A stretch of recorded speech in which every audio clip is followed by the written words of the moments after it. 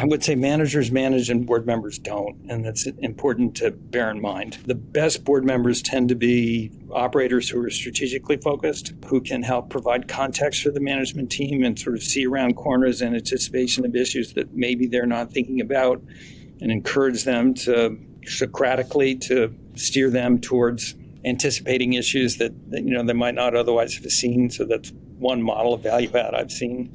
Another is, they've got a lot of functional expertise, and if you want them to lean in and help you in some particular aspect of your business, that's been true here at Peloton, by way of example, on the supply side. Had some really valuable help from one of our board members in that regard. That can also be quite value added, but it's a from time to time sort of thing. Let me say, in my experience in sitting on boards, and I'm sat on many, no matter how hard you tried, you never really know my experience has been, you never really know what's going on inside of a company. So board members are entirely dependent on the management team and the CEO to assist in their understanding of the business. So as a CEO, you kind of get out as much as you put in. The more informed they are, the more value added they can be, and the less context they have and the less visibility they have, the less value they're going to be to you in your running of the business. Can I ask, how do the best founders manage their boards? You've seen Reed manage a board, you've seen Daniel manage a board, now you manage the board yourself. How do the best founders manage boards? There's often big voices, big characters.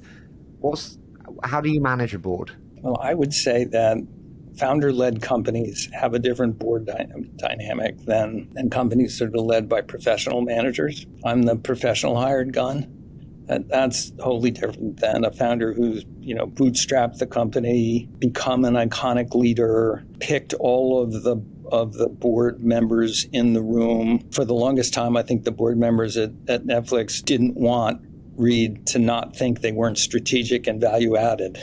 God forbid he walk around Silicon Valley and say something bad about one of his board members that would have trashed their reputations permanently. And so everybody's on their best behavior. And, let's take the Apple board. I mean, who was going to get in Steve Jobs' face about anything ever?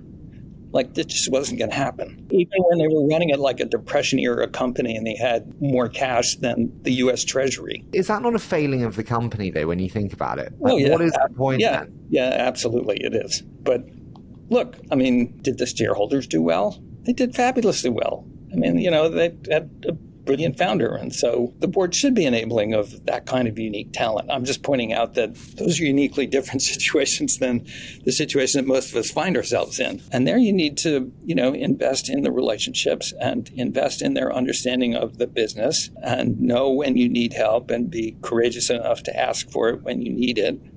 Instead of trying to hide it, be proactive about it as a CEO.